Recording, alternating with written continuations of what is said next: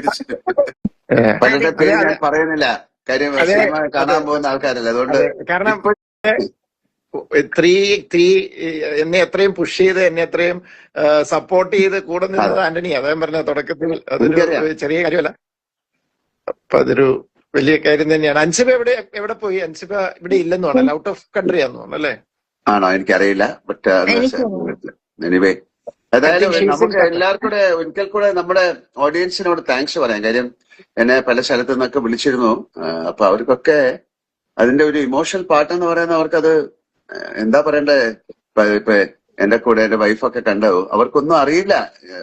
ഞാനിപ്പോ ആരെ അതിന്റെ മെയിൻ ആയിട്ടുള്ള കാര്യങ്ങളൊന്നും പറയുന്നില്ല. ഇങ്ങനെയൊക്കെ ഉണ്ടായിരുന്നോ സിനിമയിൽ, ഇതൊന്നും എന്റെ അടുത്ത് പറഞ്ഞില്ല. ഞാൻ പറഞ്ഞു അങ്ങനെ പറയണെങ്ങനെ. ഞാൻ എവരിബഡി ഹാസ് ഡൺ. സിദ്ദീഖ് ആയാലും മുരളി ഗോപി ആയാലും ഒക്കെ done super.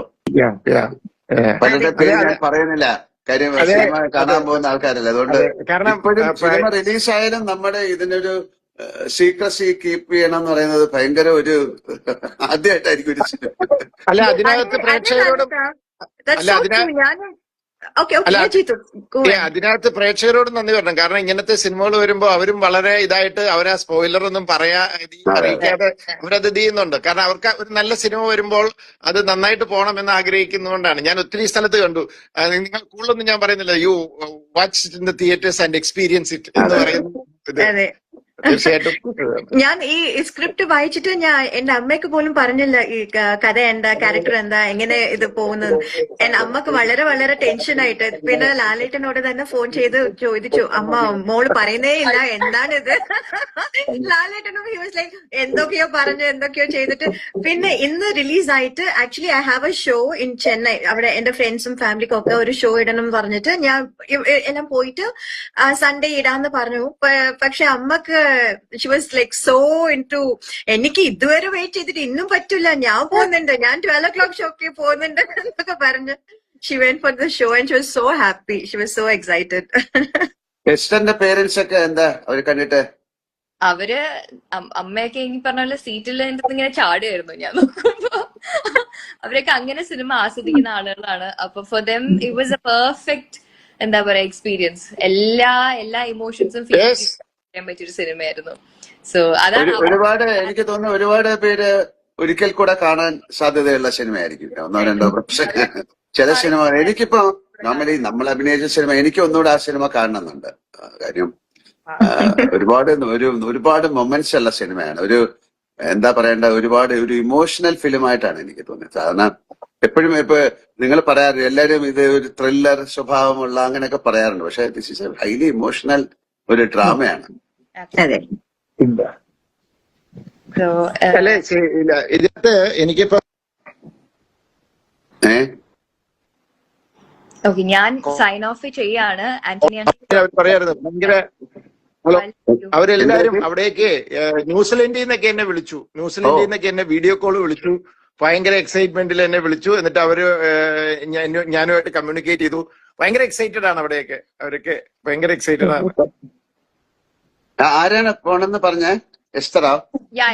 I'm going. Anthony uncle will be joining. But thank you. എവിടെ പോണം? Thank you മോളു. സിംഗപ്പൂരാ? ഈ ബോക്സിൽ നിന്ന് പോകും. എവിടെ പോണോന്ന്? Anthony uncle will be joining. I only think he will join at a time, I feel.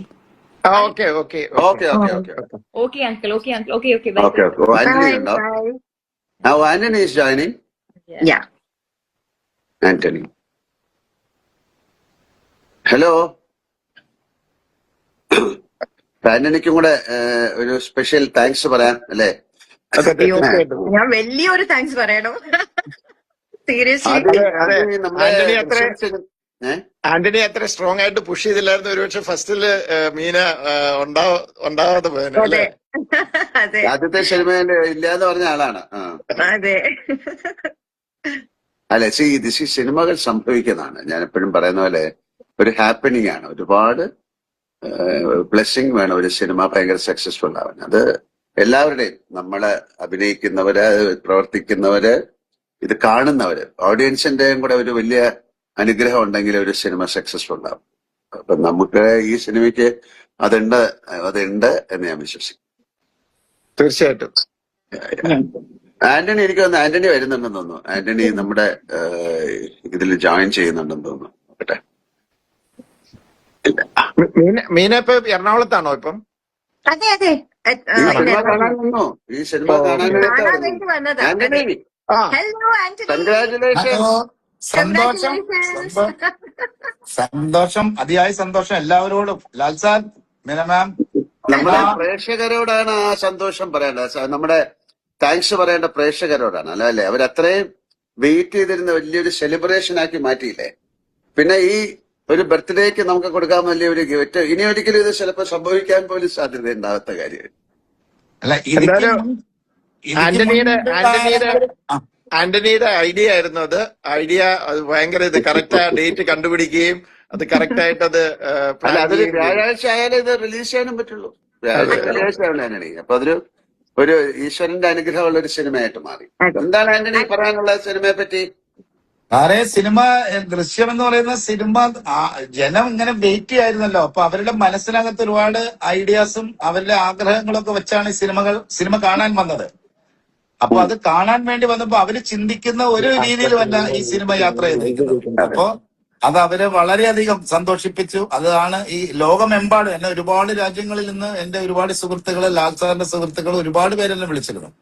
അതായത് അടുത്ത സമയങ്ങളിലൊന്നും ഇത്രയും സന്തോഷകരമായിട്ട് ഒരു സിനിമ കണ്ട് ഇത്രയും സന്തോഷമായി എന്നോട് സംസാരിച്ചൊരു കാര്യം എന്റെ ഓർമ്മയിൽ പെട്ടെന്ന് വരുന്നില്ല.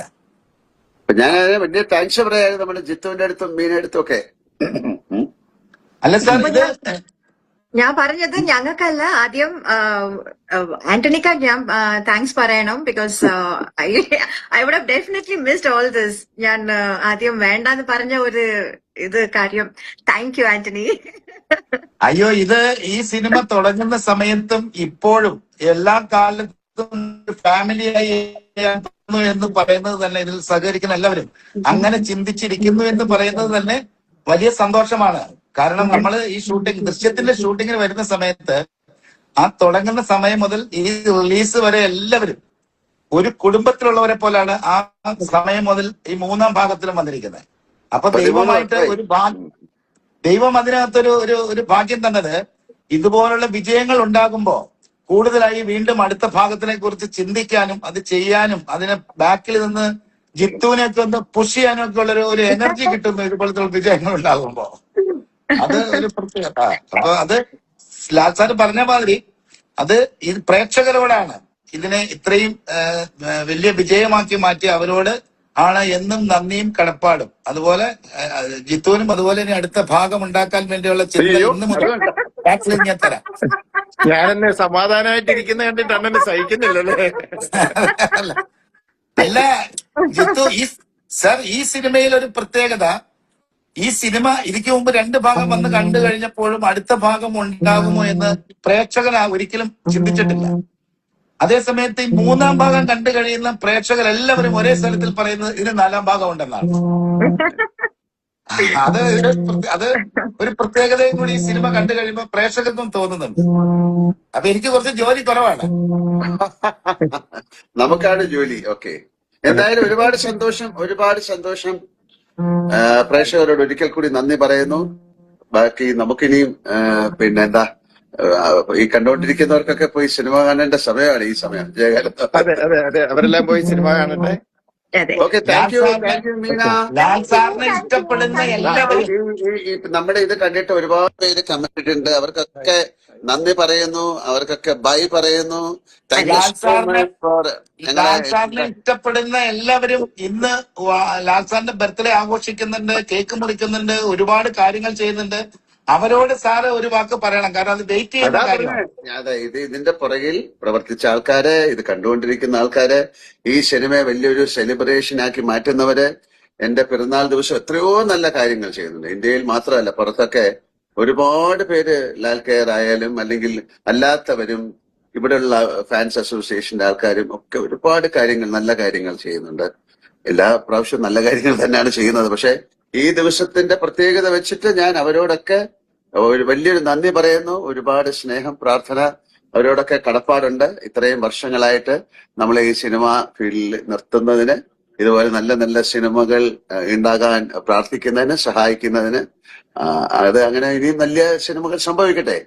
എല്ലാ സിനിമകളും നന്നായി ഓടട്ടെ. Thank you very much.